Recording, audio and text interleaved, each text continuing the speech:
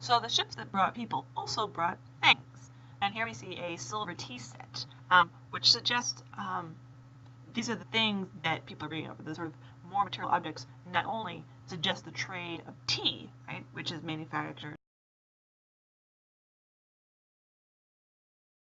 in the East, but also of silver and of a certain level of luxury where you could have a silver tea set where you have that luxury of not only having tea but a ceremony around drinking and pouring tea and having friends over, which suggests a luxury of time.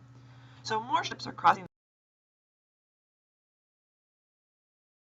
the land more often. They're bringing mail, news, people, and more frequently, those ships are coming more and more frequently, that is.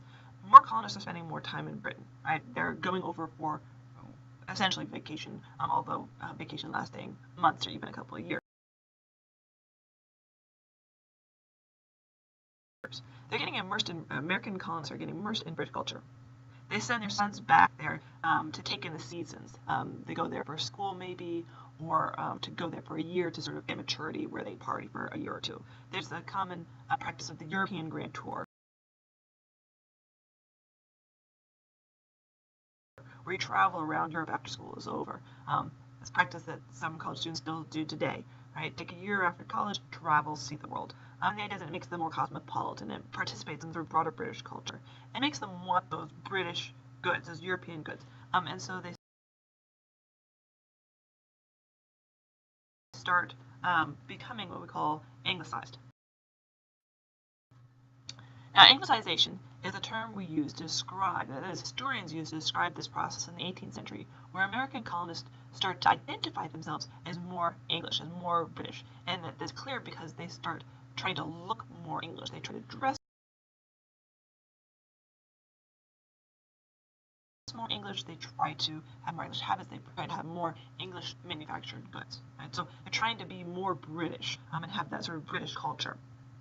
And this process is not only because there are all these products coming over and they say, yes, we want those products. We don't want to make our own clothes. We want to import the cloth that's made in England.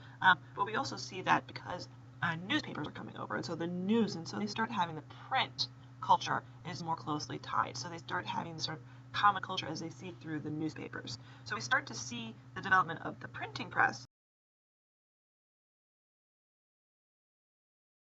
in America that encourages this process of anglicization.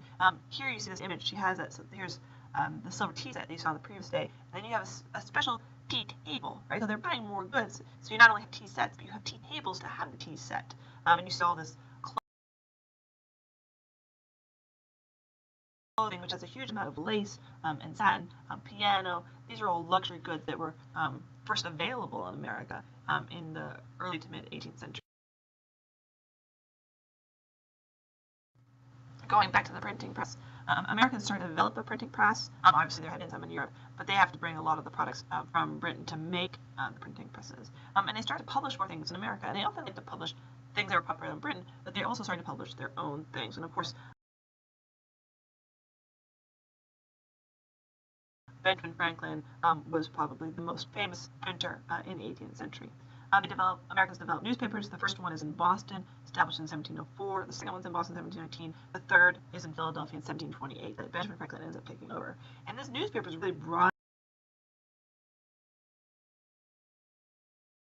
in their worldview. They start to look outside their own towns to serve the outside world. And they don't only publish local news, they print international news. So they know what's going on in England, although it's a little bit out of date.